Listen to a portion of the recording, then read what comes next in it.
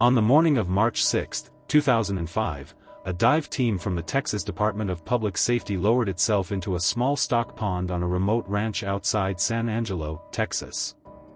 The water was cold, clouded with silt. The kind of pond a person could walk past 100 times without a second look. For 3.5 hours, investigators stood on the shoreline in a thin Texas wind and waited. Watching the surface. Watching the air lines. Not knowing what was down there. Or if anything was down there at all. Then one of the divers stopped moving. He had found something. A man. Resting in only a few feet of water. Not floating. Not drifting. Held deliberately to the bottom by a system of weights that someone had taken time to assemble and attach. Tire rims. Concrete blocks. A boat anchor. All wired and tied to the body with the kind of intention that does not happen by accident and does not happen in a moment of panic. Someone had planned this. The investigator who stood on that shoreline had spent 36 years recovering human remains. He had seen things that most people will never see and never need to. He would later say, quietly and precisely, that he had never encountered anything like this.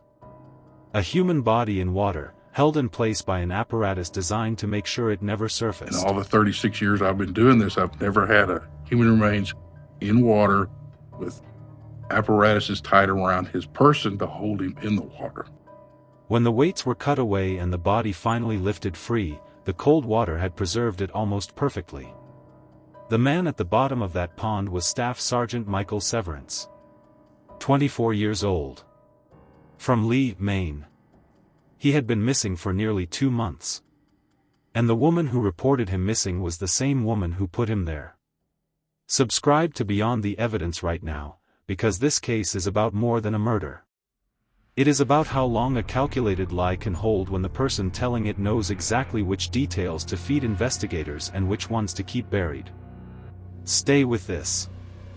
To understand how a decorated airman ended up at the bottom of that pond, you have to go back to who Michael Severance was before any of this began. He was born on July 20, 1980, in Lee, Maine. A small, quiet town in Penobscot County where most people know each other and most people stay. Michael did not stay. He enlisted in the United States Air Force and built a career that reflected exactly who the people who knew him said he was. Reliable. Committed. The kind of person who showed up and did the work and did not talk about it afterward. By 2004, he was a staff sergeant stationed at Goodfellow Air Force Base in San Angelo, Texas. He had been trained in intelligence. He carried a security clearance. He had earned the kind of trust that military service demands proof before it gives. Nobody who knew Michael Severance believed he would simply disappear. That detail matters. Hold on to it. His wife was Wendy Severance. The marriage had not been long. And the people who observed it closely had noticed things that did not sit right. Wendy was described by those who encountered her as someone who managed her presentation carefully. Who knew what to say and when to say it. Who performed the role expected of her with enough consistency to stay believable. But the gap between the performance and the reality was already visible to the people paying attention. What investigators would later establish is that by early January of 2005, two things were true simultaneously. Michael Severance was alive and had given no indication to anyone that he intended to leave. And Wendy Severance had begun putting a story together.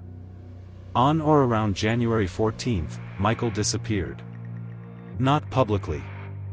Not officially. Just gone. Wendy's first move was not to call the police. Her first move was to contact people in Michael's life and offer an explanation before anyone thought to ask for one. The message she delivered was simple. Michael had taken off. He had left on his own. There was nothing to worry about. His family did not believe it for a single moment. If you are still following this, drop a comment right now with, "I'm still here." Because what Wendy told police when she finally made the report, and what investigators found when they started pulling the details apart, is where this case becomes something that is genuinely difficult to explain away. On January 16, Wendy Severance walked into the San Angelo Police Department and filed a missing persons report. When investigators sat across from her and asked her to account for the last time she had seen her husband, she told them he had been sitting on the couch in his boxer shorts the previous afternoon. That she had left to run errands. That when she came home that evening, he was simply gone. No note. No goodbye. No contact with anyone. Wendy had an explanation ready for why Michael might have left voluntarily. She told police he had become unhappy in the Air Force. That the pressure of his service was building. That he was dreading an upcoming redeployment overseas. That he had even talked, in passing, about how easy it would be to slip across the border into Canada. It was a theory designed to point investigators away from her and toward a man who had chosen to vanish. There was one problem. Everything a person takes when they leave was still in the home. His belongings. His documents. The things a man does not abandon when he walks out of his own life. Michael Severance had not packed a bag.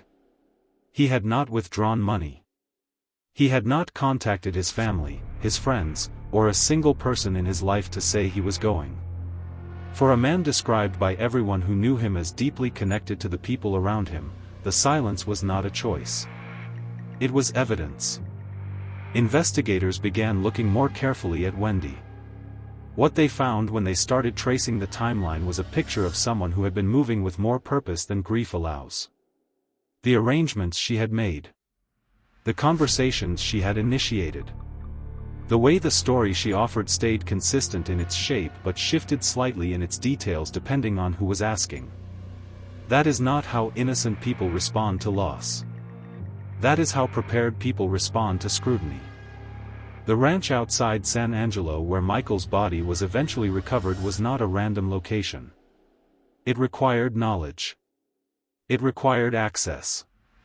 It required time and physical effort to do what had been done to that body before it was placed in that water. Tire rims. Concrete blocks.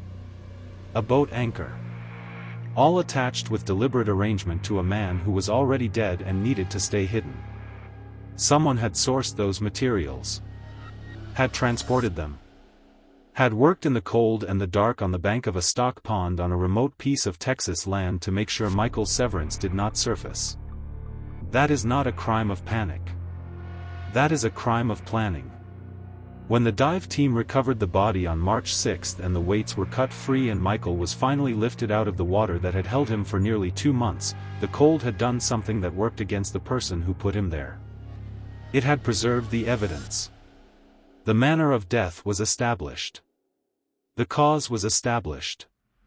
And the physical record of what had been done to Michael Severance before he entered that water gave investigators what they needed to move from a missing persons case to a homicide. Wendy Severance was arrested and charged with murder. The trial that followed placed every element of the story she had told under sustained examination. The timeline that did not hold.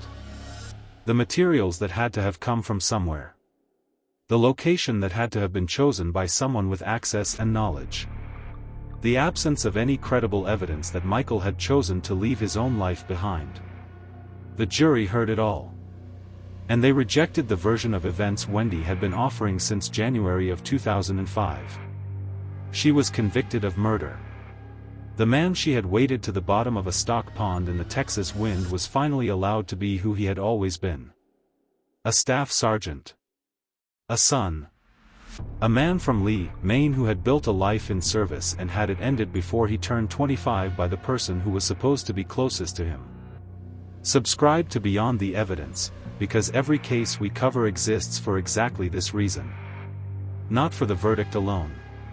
For the full truth of who was lost and how long it took to say their name correctly.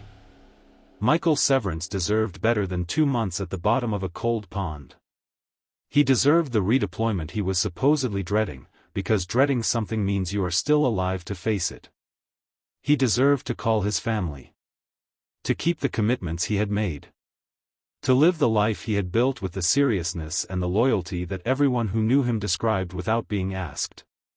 He got none of that. But on March 6, 2005, a dive team found him. And the cold water that had been used to hide him became the thing that helped hold the case together. The truth does not always surface quickly. But in this case, it surfaced. Drop the word Michael in the comments if this story stayed with you. If you believe he deserved to have his name said out loud and his story told completely, like this video and share it with one person. Thank you for watching this all the way through. It genuinely means something that you stayed. Cases like this only reach the people who need to hear them because viewers like you decide they matter enough to watch to the end. Subscribe to Beyond the Evidence, new cases every week. The headline is never the whole story.